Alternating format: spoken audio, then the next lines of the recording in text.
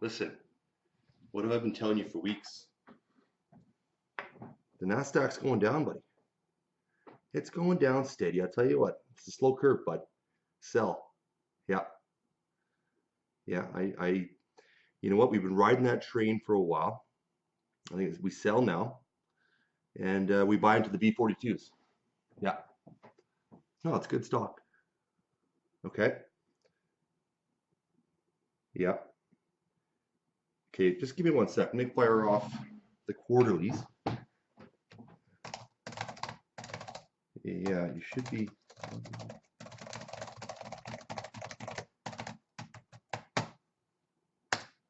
Yeah, it should be in your inbox. Yeah. The truth is, I'm not a fan. It's a touchy game to get into right now. But you know me, I'm a risk taker. Jim, talk to Rhonda, run it by her. See what. Oh, I gotta go, Jim. Yeah, yeah, no problem. No. Yeah, okay. Yeah, bye. Sorry, guys. Jeez, caught me in the middle of a business meeting there. Oh, whoa, it's a beautiful evening.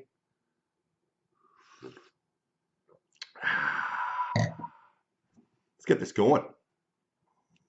Semifinals, boys. Peel guts. Crazy week last week. Made some notes so I don't forget who lost, who's riding the pine, who's on the golf course. Let's get after it here. Okay. I promise I'll keep this one a little shorter than last week. That was 22 minutes is a bit long. You know, when you got to ask the missus to watch some Call the Midwives for the evening just to watch the write up. It's a bit much. Okay. Okay, there was 4 games last week. The quarterfinals. Let's start with this. Here we go. Prugs versus Reggie. Seed number 1 versus seed number 12. This was a close one until the game started on Sunday morning. Tron, 2.6 points. Dez on the bench. You know, that's a luxury that a lot of us would love to have. But Russell put up 48 points. Everyone else dipped and dunked here for a few. Reggie, Julio and Antonio had average, not even below average games, and that hurt him. He needed some big games out of them. Brock, he looks good, but he's not exactly a fantasy stud yet. And that was a beatdown. 188, 139. Adios, Reg. The ex-commish, 6 seed, took on Shady. I called this one. You know, the projections said it was a commish game to win. Sorry, ex-commish. And I called the minor upset, I guess you could say. Shady took him down 140 to 132. The one of the few things I did actually get right. Thanks to Slaughter for pointing that out on the blog there. But Shorts and Hopkins, that combo, disaster. That killed him. Totally nullified. Belichick did his thing, and ex-commish put up a decent score. Bortles had a good game. You know, that's a great QB right there for the future. But Dougie Baldwin, 3rd straight huge game. Everyone else was kind of middling. You know, it wasn't a great performance across the board. 140 points. It's not going to win you a championship. It's not going to win you a semifinal. Foreshadowing. But pulled out the victory. Congrats to Shady there. We had the 9th seed Hoff taking down Russ, and I called that one too. Russ had a disastrous day. 120 to 105. Dalton went down. I mean, that right there, that's the game. But having said that, his quarterback, one of his wide receivers, a tight end, a DB, and a kicker combined for 6.3 points. That ain't going to get it done.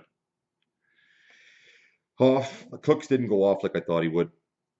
Decent game for Rodgers. Julius Thomas had a good game. Pulled out the narrow victory. 120 points again. You better step it up, Hoff. But congrats to you. You're through. And then there was the Fist versus Kev. Not as close as I thought it was going to be. I thought the Kev was going to put a better fight. Cam had a real good game. He got pulled early because they were up so much, which cost him a few points. But out of the, I guess, 6 position skill players he had, not including the QB, he averaged around 9 points per player per position. So I mean, that's not gonna win you any big games like that, especially when the Fist is involved. ODB, best game of the year. Landry, great game. Both tight ends put up adequate points. For me, they were big points, more than I expected. And Palmer did his thing, 30 points. So once again, I'm in the semis. And yeah, let's get right to it. The semifinal breakdown.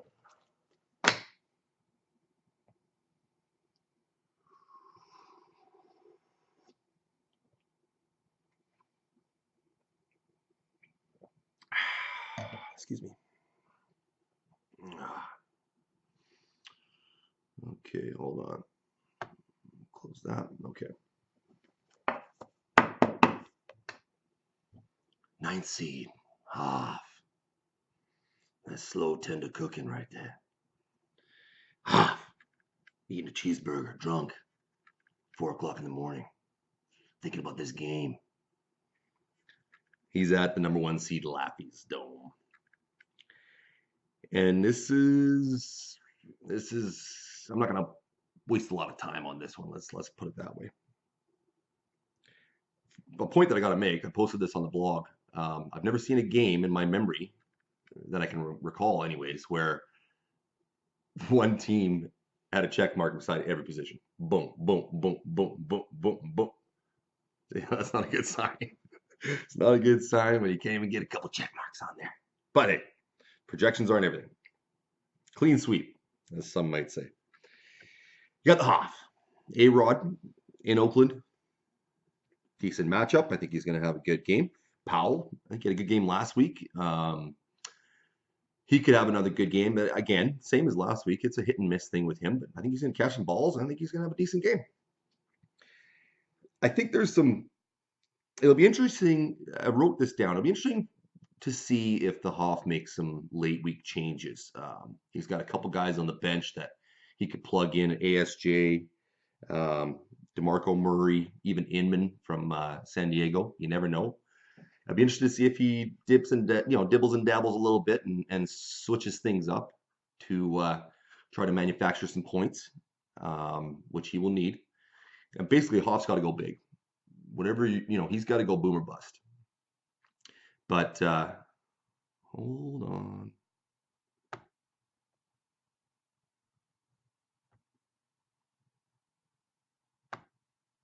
Sorry, guys. Updates. What can you do? Can't live without them. Okay. So he's got Starks in there right now, which would be interesting for me to see because it's Lacy versus Starks. Green Bay gets up, or say they're on a lot of third downs. They got Starks in there catching the ball, spelling Lacy. Lacy's a bit of a lemon. That'd be an interesting matchup, but subplots. Bolden. Cooks, I think he's going to have a bounce back game. He had a bad game last week. I thought he was going to have a great game. I'm calling it again. I'm calling it a big game from Cooks. He's got Detroit. But all in all, it's a decent, week for the Hoff. I just don't, I don't see a huge number. With Laffy. Shouldn't even start here, but why not? His defense, all 3 guys are in the top 2 of their respective positional rankings. I mean, the guy's just stacked across the board. Russell versus Cleveland. Great matchup. Russell's on fire. Demarius, he'll get his looks. I'm not, I'm not expecting huge things from Demarius, but you never know with him. He's just such a baller. Tron is going to bounce back, I think, in a big way. He's got New Orleans. He might score half as many points as Jared's entire team this week. I don't know. This is going to be ugly. Gronk's back, luck of Laffy, he's not luck. I shouldn't say that, but he doesn't get a lot of big time injuries, but he's got so many great players that even when he does, it's not a weak killer. You know what I mean? So I'm not gonna step out here and make a big bold prediction. That's a waste of time. An empty prediction. I'm gonna say that Hoff's gonna put up 127, respectable, and Laffy's gonna get in the 160s. I'm gonna say 161, 127 for the official prediction. Then you got the game of the week. Shady, 4 seed, strolling into my town, looking for an ass whooping. He might not get beat down, but you're gonna get beat.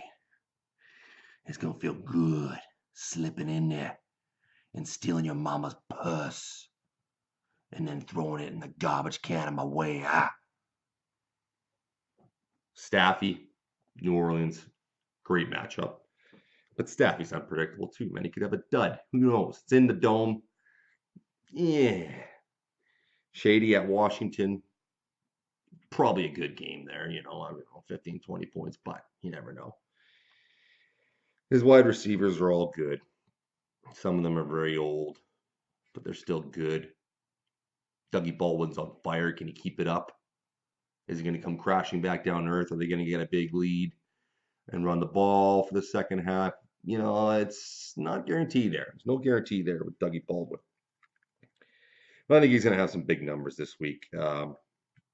It's going to be a tough matchup for the Fist. No doubt about it. Fist, however, has Palmer plays Philly. In Philly. They're one of the worst pass defenses in the league. I think he's going to have a good game.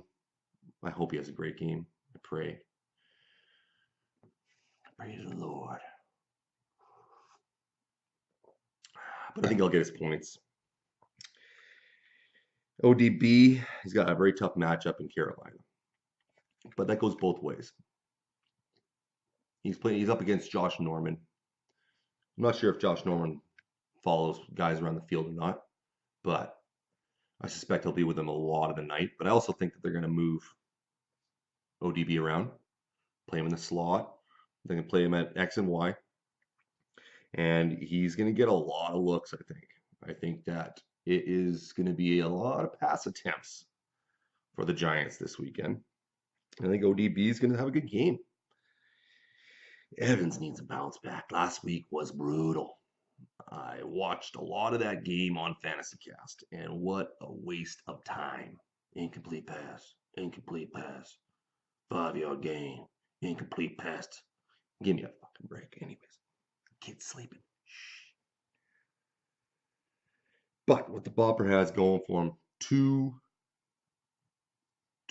key points in this game.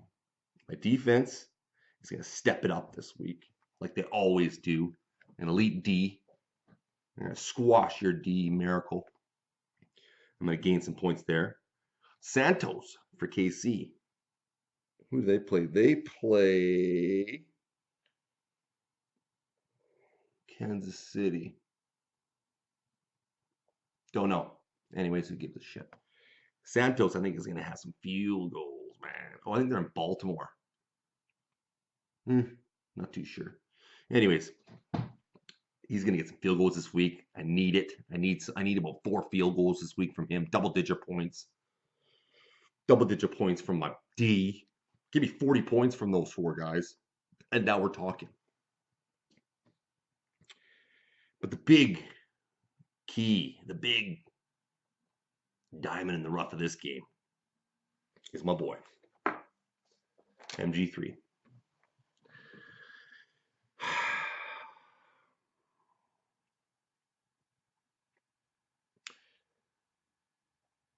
I made a lot of moves this offseason.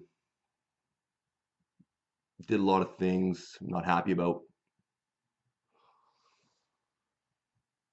And I made a lot of moves in particular to move up in the draft to get MG3 or Gurley, should he have become available to me. And then Drew and Pollock screwed that up for me. Hey, Pollock, you fucking donkey. I had it all mapped out. My mock draft was fucking sick. Tall Gurley, number 3. Anyways, I got Gordon. I've been watching him for 3 years now. And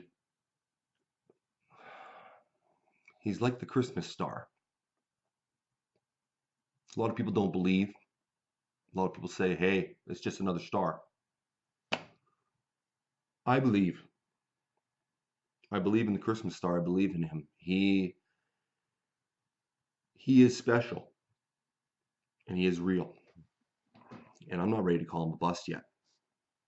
And Monday, I watched the Dolphins make Rashad Jennings look like a Greek Adonis. And I hate to say it, and I hate to, drag my fins into it, but I think that MG3 has his breakout this game. It didn't happen last week, but it's going to happen this week.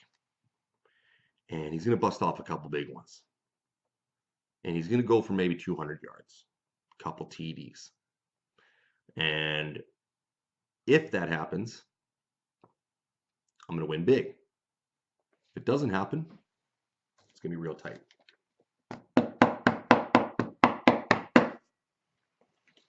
Final projection.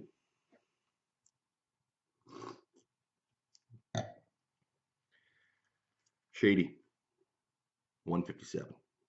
Very strong score.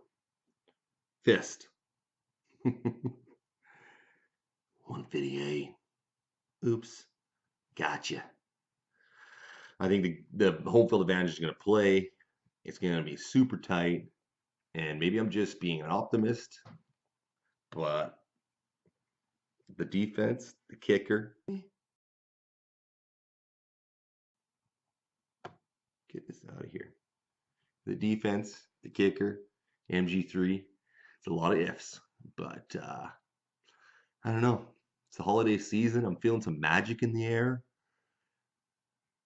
It's going to be a big week for me. And it's going to be me and Laffy in the finals. So good luck, boys. You're going to need it. Especially you, Huff. Enjoy your evening. Oh, yeah. I got to take this, guys. Okay. Thanks.